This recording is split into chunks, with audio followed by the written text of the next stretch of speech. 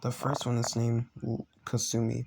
Kasumi was born in feudal Japan where she was taken in after losing her parents to a fire named Lord On. Lord On has a son named Sundun. Kasami treats Sundun like a brother towards her, but Sundun never liked her because he was nothing more but a spoiled brat. Lord On tells him he needs to be kind to her. However, things went wrong one day. That day, Lord On was out at a meeting, and he went on a mission to a war to stop the Koronaki, a clan. While Lord On was away, Sundun and Kasumi was left alone. While Kasumi was alone, she was put on maiden duty. She was a maiden. While working, Sundun will sit around spilling out orders and commands to her.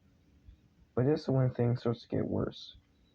While Kasumi was sleeping one night, Sundun went into her room, waking her up. After she said to get out of her room, Sundun gets upset, took her hair and dragged her out, trying to assault her for telling him no. However, Kasumi managed to escape and lock herself in the shrine. She tried to yell for help, but however, Sundun burst the door down and assaulted her right there. After Lord almost got back, he hadn't seen what happened to Kasumi. However, after Kasumi told Lord On what happened, Lord On banished his son, Sundun, out of the village. Sundun was upset. However, something weird happened. That night, Kasumi ended up seeing a berry rolling into her room. Not before she got her curse artifact, Bayarana.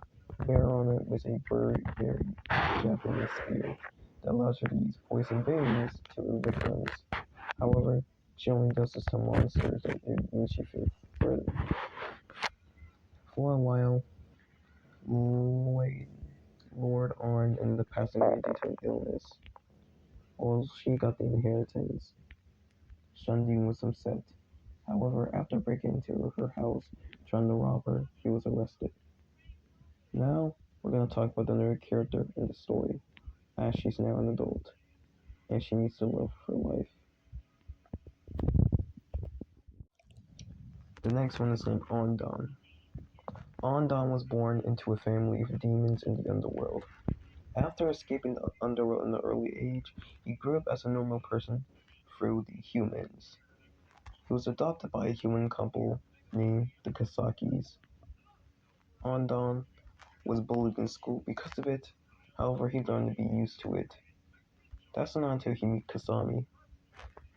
After a wedding party with one of his friends, he ended up meeting Kasami. They chat a little bit, not before going out together in the midnight of the moon. They both decide to go out into the moon mountain, a secret mountain where held a moon festival. However, they were attacked by a monster. Onda managed to defend it, however he was injured in the process. While injured, Kasami managed to take him to a hospital, and he later recovered. That's not until Onda and Kasumi fall in love. After falling in love, they got married and had children together. And his cursed artifact is called Kasan. Kasan is a demon-like head that has the ability to summon other demons by transforming other people into one or making one from the underworld. However, things almost went wrong as his family disapproved of the marriage and tried to kill him and Kasami. However, together they managed to defeat him, his family, sending him back to the underworld prison. Now they both live a good happy life. Not before someone came to visit. Alistair. Alistair is a goddess who lives on the mountains, and she's in the ocean. Her job is to keep the peace through the lands. However, after being killed, she was sent to the afterlife. Not before she was resurrected after being given the news the world will be conquered one day by an enemy. However, after two people named Kasami and Ondan was passed away due to an accident from a car accident, they were brought to the afterlife, where Alistair gave them the news about what's happening. After that, she went back down to the living world and she planned to stop that creature that's coming. The creature was a 7 foot tall dragon and he was attacking the village. Luckily enough, Alice managed to stop it by stabbing it through the heart, killing it for good. However, a blue orb of light come out of it, and she meets someone named Lantern, which is the next character to this story. Now this is named Lantern. Lantern was a being who was trapped inside a egg and trapped inside the dragon's heart for 20 years, not before being released by Alistair in the battle. After being released, he was taken in by Alistair and was taken care of, not before he was fully healed. He explains he is a guardian. His job is to protect the universe and the world from enemies or magical threats. He fought a demon named Khan. Khan was a magical and cyclic demon who planned to destroy the world and take over it, not before he managed to stop it. Lancer managed to sacrifice himself stopping the demon Khan by putting his soul into an egg in the dragon's heart. But now, after being released, he plans to help Alistair on his quest to stop another threat to the world. After that, Alistair and Lancer went on a journey, fighting monsters and enemies together. Not before they met Galen. After talking for a bit, Galen ended up demanding they join his army. However, Alistair and Lancer refused, with a big fight happening.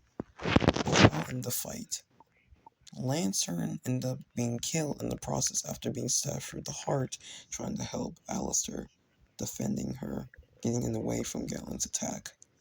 Luckily enough, Lancer's able to summon his cursed artifact, Akari. Akari is his ability to resurrect or use more magical abilities and control the sky and winds. After that, they both return back to the afterlife when their journey is complete. Now they live as goddesses in disguise, and they're both permanently now married. However, this isn't the end of the story.